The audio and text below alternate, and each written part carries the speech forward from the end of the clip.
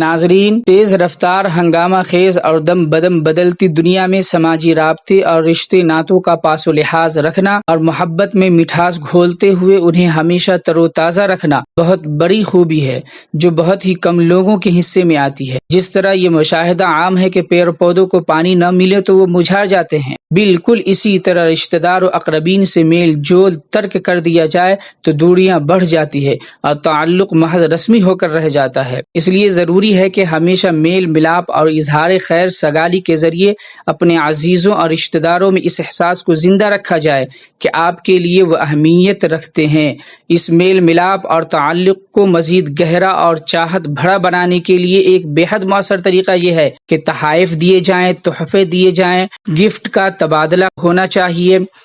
تحفہ معمولی ہی کیوں نہ ہو، وہ مرسل کو یہ پیغام دیتا ہے کہ یہ تحفہ کسی کی چاہت کی دلیل ہے اور یہ تحفہ دینے والے کے لیے وہ بہت ہی خاص ہیں۔ تحفے کا تصور بنیادی طور پر بہت سہانا ہوتا ہے، اس میں محبت، چاہت، عزت، احترام اور گہرے جذبات پنہاں ہوتے ہیں۔ اس لیے اسلامی تعلیم میں تحفہ دینے اور قبول کرنے کی ترغیب دی گئی ہے۔ آج کے دور میں جہاں انسانی جذبات کو مادیت پر فوقیت دی جاتی ہے، تحفہ واحد ایسی چیز ہے جو نہ صرف آپ کے جذبات کی بھرپور عکاسی کر سکتا ہے بلکہ تحفہ وصول کرنے والے کو بھی آپ کے احساسات کی قدر ہوتی ہے۔ تحفہ خوشی کا احساس دلاتا ہے اور لینے والے اور دینے والے دونوں کے مابین محبت بڑھاتا ہے۔ تحائف کا تبادلہ دوستی، تعلق اور رشتے کو مضبوط اور مستحکم کرتا ہے۔ تحفہ یعنی گفٹ محبت کے اظہار کا ایک خوبصورت اور بہترین وسیلہ ہے۔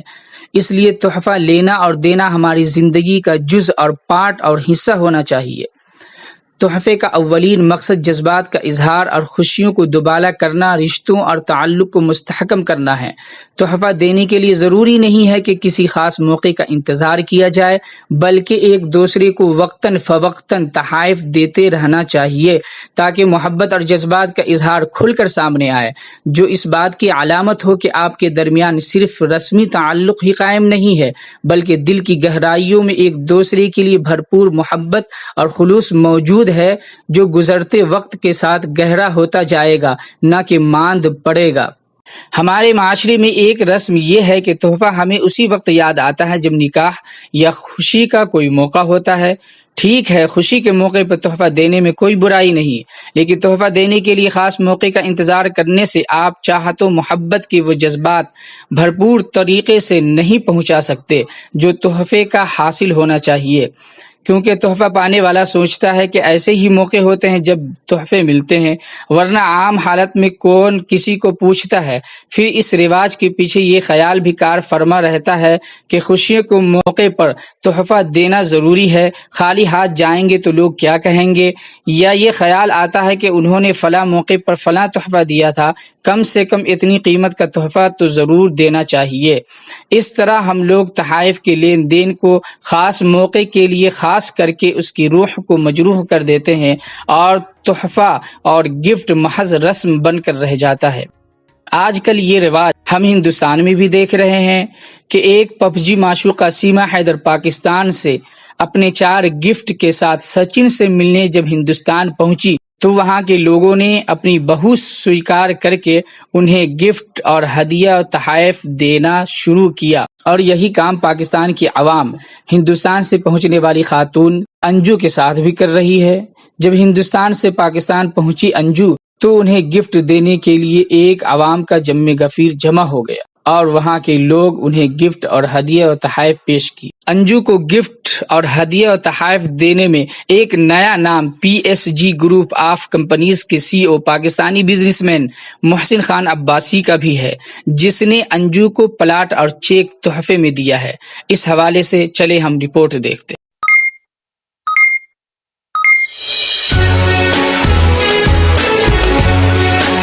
ریگولر سیلری تک دینے کے لیے تیار ہیں، ان کے یہاں کے ڈاکومنٹس کلیئر ہو جائیں انجو کے۔ اچھا،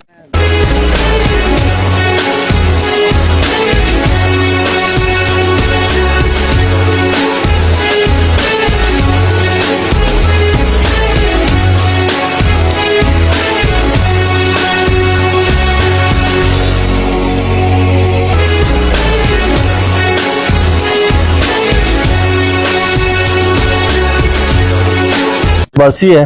اسلام آباد سے میرا تعلق ہے اور PSG گروپ، پاک سٹار گروپ آف کمپنیز اور پاک سٹی، اس کا میں مالک ہوں۔ ہم بنیادی طور پہ یہ جو کافی دنوں سے سوشل میڈیا کے اندر ہم نے دیکھا کہ یہ جو انجو نام کی لڑکی ہیں جو جن کا یہ سسرال ہے یہاں پہ جو آئی ہیں ہندوستان سے، اور ان کا جو نام فاطمہ ابھی جو نام یہاں پہ انہوں نے اسلامک نام رکھا ہے، تو ہم بنیادی طور پہ اس خوشی کے اظہار کے ساتھ کہ ایک خاتون ایک ملک سے وہاں سے ٹریول کرتی ہے، یہاں پہ آ کے اسلام کو قبول کرتی ہے اور اس کے بعد وہ یہاں پہ آ کے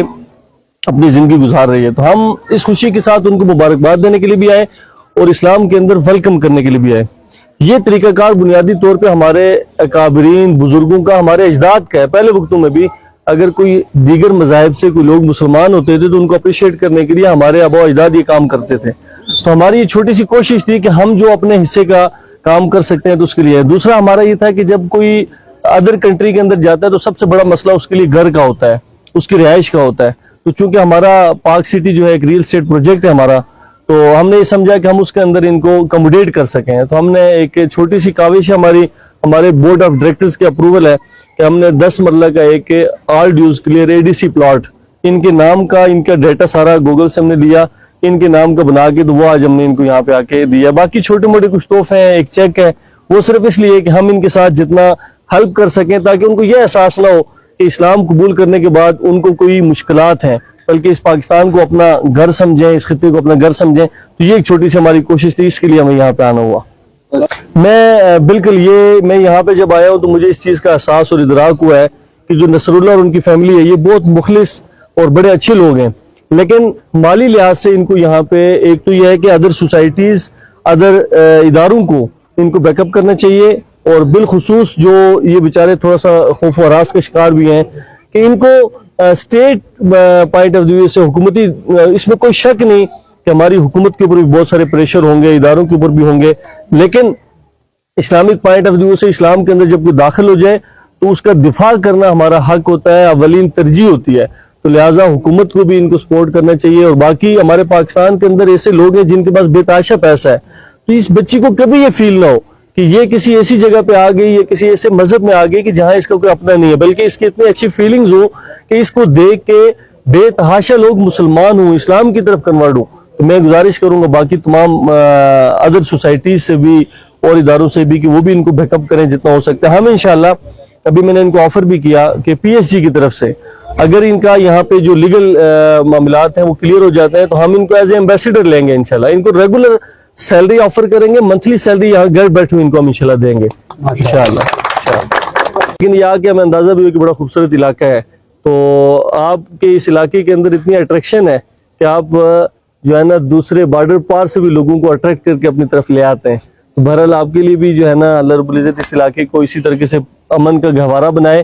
اور ہمیشہ سے ہمیں اسلام اور پاکستان کے لیے ایک مؤثر کردار ادا کرنے کی توفیق بھی دے۔ سر جی پہلی بات تو یہ ہے کہ ہم ان کو اپنی طرف سے، ہمارا جو گروپ ہے PSG، ہماری 12 کمپنیز ہیں الحمدللہ، ڈفرینٹ پروجیکٹ ہمارے، ہم تو بھرپور بیک اپ کریں گے۔ جس طرح میں نے آپ کو کہا کہ ہم ان کو ریگولر سیلری تک دینے کے لیے تیار ہیں، ان کے یہاں کے ڈاکومنٹس کلیئر ہو جائیں انجو کے۔ اچھا آتے ہیں نیکسٹ ٹائم جب ہم آئیں گے انشاءاللہ تو ہم اپنے ساتھ بہت ساری سوسائٹیز مالکان کو اور بہت سارے لوگوں کو لے کے آئیں گے۔ یہ میں آپ سے آج میڈیا کے سامنے یہ کہتا ہوں کہ انشاءاللہ ان کو کم از کم مالی طور پہ کوئی پریشانی کا سامنا نہیں کرنا پڑے گا۔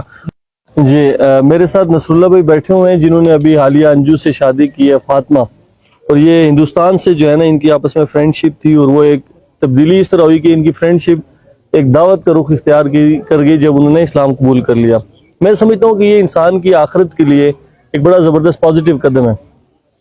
یہاں پہ ایک میسج تو یہ ہے کہ پاکستان کا جو پازیٹیو چہرہ ہے، یہ باہر لوگ دنیا میں بیٹھ کے کہتے ہیں جی پاکستان جو ہے نا وہ دہشت گرد کنٹری ہے، پاکستان کے جو پختون ہیں وہ دہشت گرد ہیں۔ تو آج تو ہم ایک یہ میسج دینا چاہتے ہیں کہ پاکستان کے پختون ہوں، پنجابی ہوں، بلوچ ہوں یا سندھی ہوں، وہ سارے کے سارے پرامن اور محبت کرنے والے لوگ ہیں۔ دوستو آج کے لیے اتنا ہی۔ اگلی خبر کے لیے ہمارے چینل کو لائک، شیئر اور سبسکرائب ضرور کریں۔